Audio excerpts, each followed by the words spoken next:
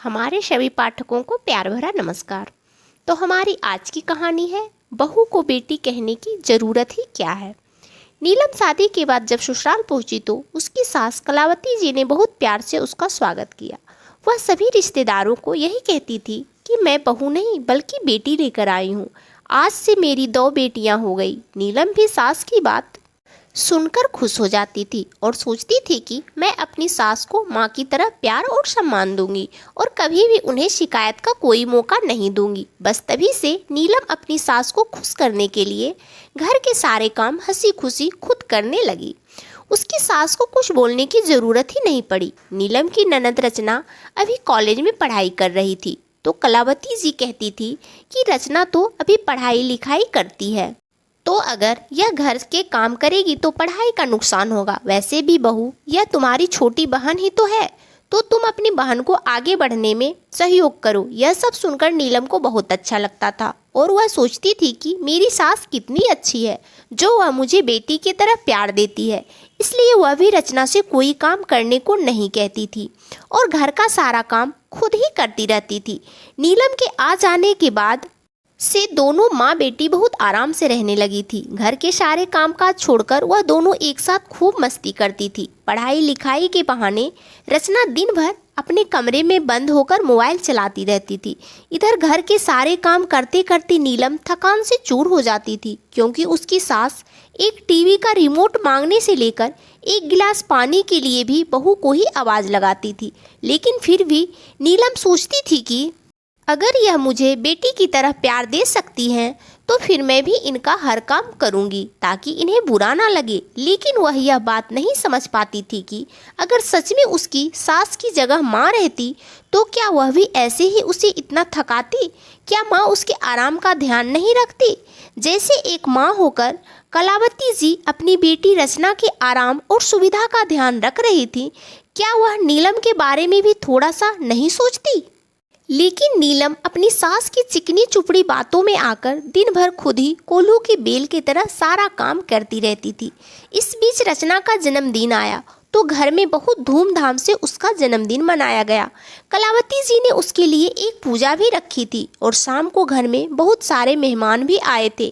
Cake काटने के बाद काफ़ी देर तक खाना पीना चला। उसकी जन्मदिन की सारी तैयारी अकेले नीलम ने ही की थी और सारा खाना भी उसने ही बनाया था। थकान के मारे उसकी हालत खराब हो गई थी, लेकिन फिर भी वह परिवार की खुशी में खुश थी।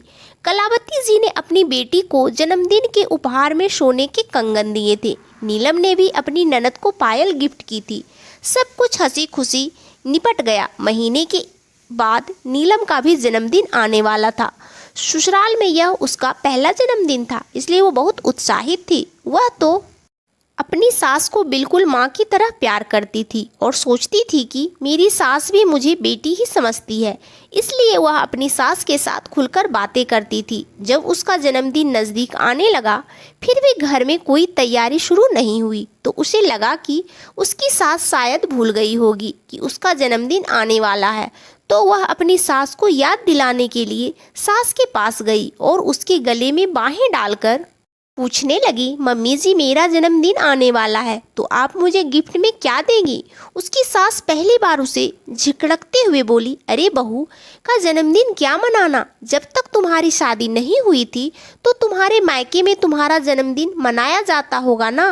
शादी के बाद जन्मदिन मनाने की क्या ज़रूरत है? ज़्यादा से ज़्यादा मन करे तो कुछ मीठा बना लेना।